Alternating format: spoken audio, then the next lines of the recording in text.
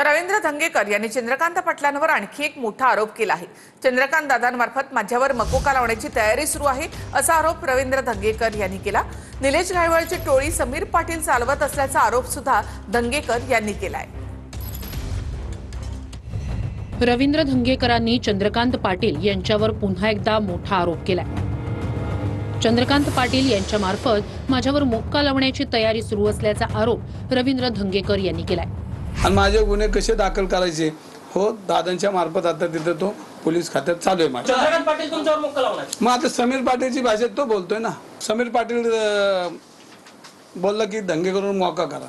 मग माझ्या अजून पोलीस खात्यामध्ये अनेक माझे मित्र आहेत, फक्त आता आदेश आलेला आहे, फक्त तुमच्यावर दाखल करायचे। निलेश घायवळची टोळी कोण चालवतो तुम्ही असं म्हणालात की समीर पाटील धंगेकर भाऊ त्यांना आता शांत केलेलं आहे। जर त्यांच्या केसाला धक्का लागला ज्याची भीती आम्हाला वाटते त्याला पूर्णपणे सरकार जबाबदार असेल।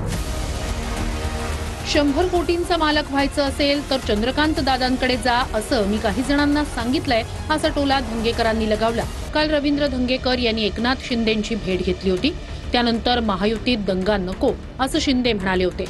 धंगेकरांना मी सांगितलेलं आहे की महायुतीमध्ये दंगा नको। पोलीस आयुक्तांशी देखील माझी चर्चा झालेली आहे। कुठल्याही गुन्हेगाराला पाठीशी घातलं जाणार नाही, कुठल्याही गुन्हेगाराला माफ केलं जाणार। मला कोणी असं सांगितलं नाही की पुण्याच्या गुन्हेगारीवर बोलू नको। एकनाथ शिंदेनी सांगितलं नाही कसं सांग, त्यांनी उलट म्हणले की पुण्यातली कुठल्या गुन्हेगारांना क्षमा करू नका। मी पोलीस आयुक्तांशी बोललोय, पुण्यातली गुन्हेगारी थांबवा। मी बोललो तेच बोलतात ते।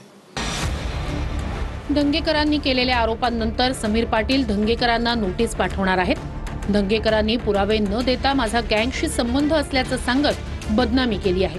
केलेल्या आरोपाचा खुलासा करा, अन्यथा कारवाईला सामोरे जा। फक्त आरोप नको तर पुरावे दाखवा, अन्यथा फौजदारी आणि कोर्टातील दोन्ही कारवाईला सामोरे जा असं समीर पाटील म्हणाले। धंगेकरांच्या आरोपांनंतर भाजपनं पत्रकार परिषद घेत पलटवार केलाय। रवींद्र धंगेकरांना व्यसन घालण्याची आवश्यकता होती।